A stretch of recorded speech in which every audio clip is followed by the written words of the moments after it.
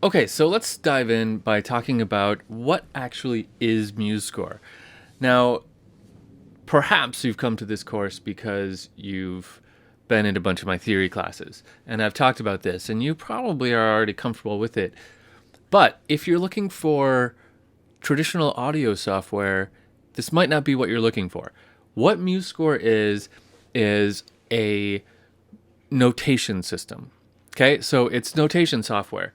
We've had for I don't know, well, as long as I've been doing music, so on computers, so 20 some years, we've had software that we use to put in music notation in order to print out nice scores that we can give to performers, right? So I might write a piano piece like this one I have here by Prokofiev, and I might write it out by hand, but I don't want to give my handwritten sloppy notation to a performer, right?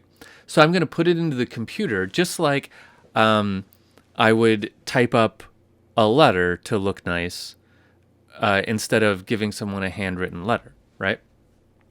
It's the exact same thing. So we're going to make it look nice so that we can print it out and give it to a performer, and then they can read it and play it. And it's very clear and easy to read. Programs like this have existed for a long time.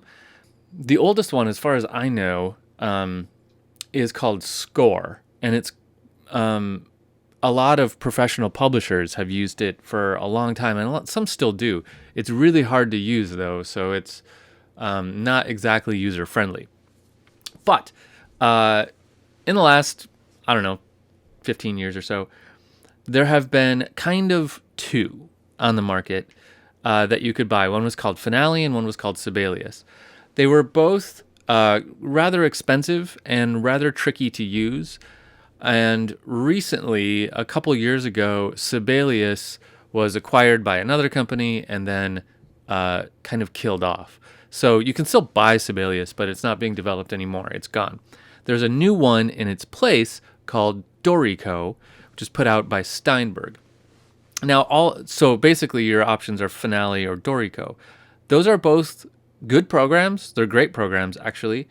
However, there's some things that sets MuseScore apart from those. The main one being that MuseScore is not super expensive. It's actually totally free. This is the only music notation software that's free that I'm aware of. I have used Finale forever, and I only started using MuseScore seriously a couple years ago because I had some students coming in with MuseScore files that looked really professional. And I was like, wow, I could hand this out to an orchestra, which you wouldn't expect from open source free software. So it's gotten really good. It's gotten really powerful, and it's really impressive. So I think it can compete easily with Finale or Dorico. But remember, the goal of these programs, let's talk about this program. The goal of this program is to display notated music correctly. Okay? The secondary element that these programs do is play it back for us, right? So I can listen to what I've written.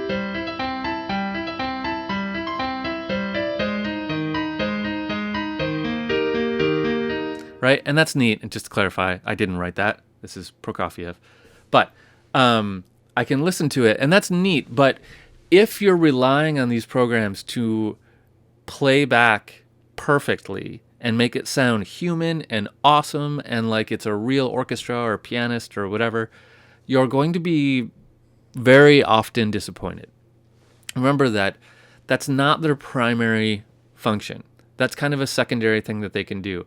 So if you want really amazing playback, you can actually get one of these files. You can make a file in MuseScore and then get it into one of our professional audio sequencing programs. There's a way to do that, and we'll talk about how to do that later. But the primary goal of these programs is to make professional-looking notated music. Okay? Sheet music. This is a word processor for sheet music. That's what these are. they're great programs. They're invaluable programs. They're invaluable composing tools, theory tools, as you've seen probably from some of my music theory classes here, and they're great tools. I just want to be clear about what this program is and what it isn't. I think I've drilled that home. So let's move on and let's talk a little bit about this program and kind of where it comes from.